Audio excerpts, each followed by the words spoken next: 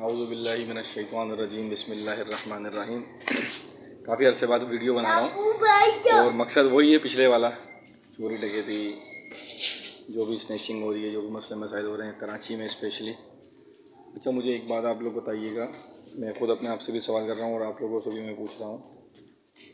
पूरी अपनी लाइफ में आप मुझे बताएं, पाकिस्तान जैसे मुल्क में, पाकिस्तान में कभी किसी चोर को या डकैत को या स्नैचिंग जो करते हैं, बाइक चोरी कर लेते हैं, बाइक छीनते हैं या मोबाइल वगैरह छीनते हैं, वैसे तो आपने किसी को भी सज़ा मिलते हुए नहीं देखा होगा, लेकिन मैं अगर स्पेसिफ़िकली जो है वो अगर इस हवाले से बात करूं, चोर डकैत या स्नैचिंग के हवाले से बात करूं, आपने किसी को सज़ा मिलते हुए देखा, अदालत से किसी को कोई पनिशमेंट मिली हो, उसने अपना केस मतलब अपना गुनाह जो है वो एडमिट किया हो, फिर उसको अदालत ने पनिशमेंट दी हो?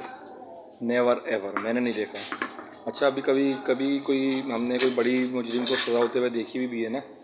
तो वो फिर हाई कोर्ट से अगर सज़ा हुई तो वो सुप्रीम कोर्ट में, और अगर सुप्रीम कोर्ट से हुई तो हाई कोर्ट में अपील करते हैं और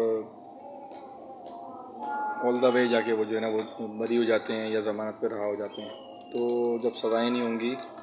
तो आप किसी भी मुल्क में, दुनिया की किसी भी जगह पे जहाँ पे अगर सज़ाओं का निज़ाम नहीं होगा, सज़ा सिर्फ अदालतें हैं, तनख्वाहें वगैरह ले रहे हैं, जो भी है उनके मामला हैं वो देख रहे हैं, लेकिन मुजरिमों को अगर सज़ाएं नहीं दी जा रही तो आप वहाँ पे अमन नहीं देख सकते। वहाँ पे ये जो जुर्म होते हैं इनका रुकना आप नहीं देख सकते। जुर्म पॉसिबल नहीं है कि वहाँ रुक सकें, क्योंकि किसी भी शख्स को, किसी भी इंसान को जो डर होता है वो एक्चुअली सज़ा से होता है, पुलिस से नहीं होता है। मतलब पुलिस तो एक वो भी एक आदमी है ना,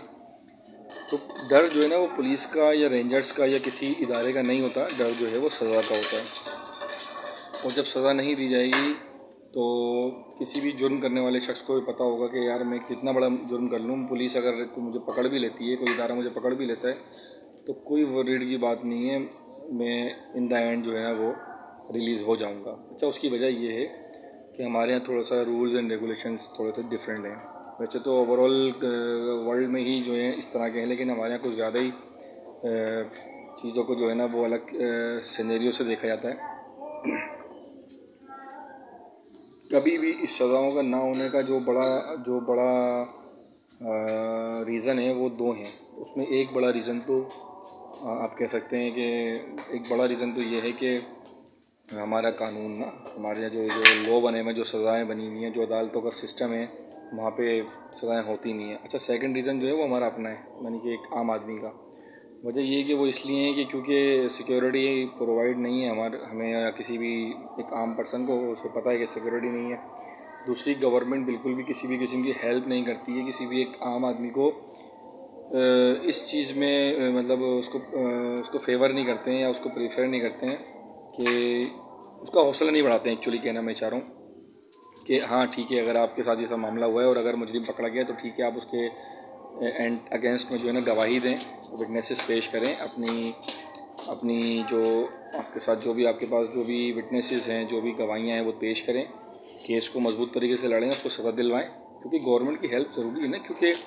अब एक मिसाल के तौर पर फॉर एग्जांपल एक शख्स का मोबाइल छीनता है और वो अगर मुजरिमों को पहचान लेता है या पकड़ लेता है और पुलिस के हवाले कर देता है, तो यकीनन पुलिस जो है वो मुद्दई के तौर पे उस शख्स को कहेगी ठीक है आप FIR लॉन्च करवाएं। फिर वो FIR लॉन्च, अगर वो वैसे तो करवाते नहीं है, बहुत से लोग चोर डकैत को पकड़ते हैं, वो पुलिस के हवाले करके तो पिटाई विटाई लगाते हैं, पुलिस के हवाले करके निकल जाते हैं। तो पुलिस अपने तौर पे केस नहीं बनाती है, और अगर केस बनाती भी है तो वो उसका कोई केस इतना स्ट्रॉन्ग नहीं होता है। अगर तो पीछे उनके कोई उस शख्स के ख़िलाफ़ कोई पुराना केसेस चल रहे हैं तो एक अलग बात है, उसमें भी वो ज़मानत पे 30-40-50 हज़ार की ज़मानत पे रहा हो जाते हैं और फिर दोबारा वो अपनी एक्टिविटी शुरू करते हैं, क्योंकि 30-40-50 हज़ार तो रोज़ाना घंटों के हिसाब से वो छीन रहे होते हैं, उनके लिए इतना बड़ा मैटर नहीं है। अच्छा, दूसरी चीज़ ये कि अगर फॉर एग्जांपल कोई शख्स FIR कटवा के और उस मुद्दई बनता है और फिर केस को प्रोसिक्यूट करने की कोशिश करता है और आगे चलाने की कोशिश करता है, देखिए बहुत सारे मामला थे, जाहिर सी बात है जॉब वाला बंदा जॉब से छुट्टियाँ नहीं कर सकता, यहाँ डेट्स चेंज होती रहती हैं, कल आ जाओ परसों आ जाओ, अदालत की टाइमिंग इस तरह की होती है कि जॉब में मुश्किलात पेश आती हैं इंसान को जॉब के हवाले से। अच्छा, दूसरा फिर वो उसको जाना होता है वहाँ पे, बार बार मुजरिम के सामने पेश आना होता है, यकीनन मुजरिम के घर वाले भी आए होते हैं, भाई या जो उनके, जाहिर सी बात है वो भाई या रिश्तेदार बन के आते हैं, लेकिन वो जाहिर सी बात है वो भी गैंग वाले ही होते हैं, उनको भी पता होता है सारे मामलों का। तो देर सवेर कभी ना कभी वो फिर जो है आहिस्ता आहिस्ता उस मुद्दे ही के जाहिर से बार बार मुलाकात होती है, हर दूसरे दिन मुलाकात होती है, और फिर इन द एंड क्या होता है कि वो उसके पीछे लग जाते हैं, उसका घर पता कर लेते हैं, उसके रिश्तेदारों का पता कर लेते हैं, उसके बहन भाइयों का, बच्चों का, बीवी बच्चों का पता कर लेते हैं कि कहाँ जाते हैं, कहाँ थे। तो वो उसको फिर थ्रेट करते हैं, ब्लैकमेल करते हैं। आए रोज़ की हमारे यहाँ की रोज़ाना की ये एक रूटीन है। आप देख लें कत्ल के केसेस हों या इस तरह के केसेस, उसमें यही होता है कि आप मुद्दई बन के जाएंगे, जाहिर सी बात अदालत में आपका मुजरिम से सामना होगा, उसके घर वालों से सामना होगा, उसके बाद घर वाले बैकडोर चैनल पे इस तरह के काम करते हैं, तो इसकी सज़ाएं नहीं होती, कोई भी बंदा मुद्दई नहीं बनता। ये आप देख रहे होंगे जगह जगह लोग आजकल चौराहों पे, गली मोहल्लों में लोग डकैतों को पकड़ते हैं, मारते हैं, पुलिस के हवाले कर देते हैं, पुलिस वाले ले जाते हैं। पुलिस को पता है केस इतना कमज़ोर होता है, कोई मुद्दई होता नहीं है, ठीक है ना। तो उन्हें पता ही है, बस वैसे भी अदालत से भी जाके छूटना ही है इनको, तो 2-4 दिन 6 दिन रख के वो सेटिंग बनाते हैं और वो भी रिलीज़ कर देते हैं। ये कोई मेरे पास कोई प्रूफ नहीं है इस चीज़ का, लेकिन ये मैं एज आ एनालिस्ट के तौर पे, ठीक है ना, बात कर रहा हूँ, एनालिस्ट के तौर पे बात कर रहा हूँ। आप इस चीज़ से एग्री भी कर सकते हैं, डिसएग्री भी कर सकते हैं, ये मेरी अपनी एक थिंकिंग है, और ये थिंकिंग मुझे कॉन्फिडेंस है अपने ऊपर के 95% यही है, ठीक है ना। तो गवर्नमेंट ने इसलिए, गवर्नमेंट के अपने ज़ाती मामलों जितने अटके हैं, वो मुल्क पे तवज्जो नहीं है, उनकी मुल्क पे किसी भी प्रोग्रेस पे तवज्जो नहीं होती किसी भी किस्म की। मैं किसी पार्टी की स्पेसिफिकली बात नहीं कर रहा हूँ, कोई भी गवर्नमेंट हो, कोई भी अपोजिशन हो, स्पेशली पाकिस्तान की बात कर रहा हूँ,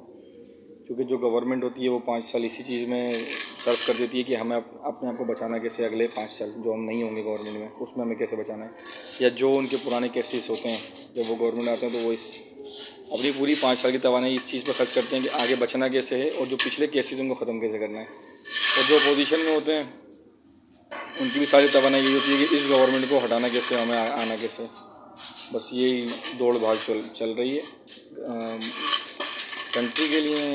या किसी भी सेक्टर को बेहतर बनाने के लिए, किसी इदारे को बेहतर बनाने के लिए कोई काम नहीं होता, ठीक है। तो एक आम आदमी की किसी छोटे से मोबाइल या बाइक के लिए क्यों गवर्नमेंट सिक्योरिटी प्रोवाइड करेगी, ऐसा मुश्किल है। तो निज़ाम को बदलने की ज़रूरत है। आप इस चीज़ से वाकई में बिल्कुल मायूस रहिए।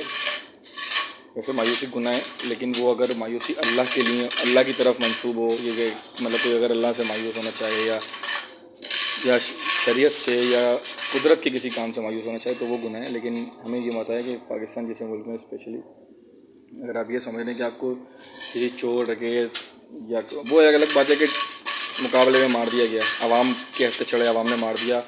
या पुलिस वालों ने मतलब फायरिंग के ज़रिए मार दिया, उनको एक अलग बात है। लेकिन अगर वो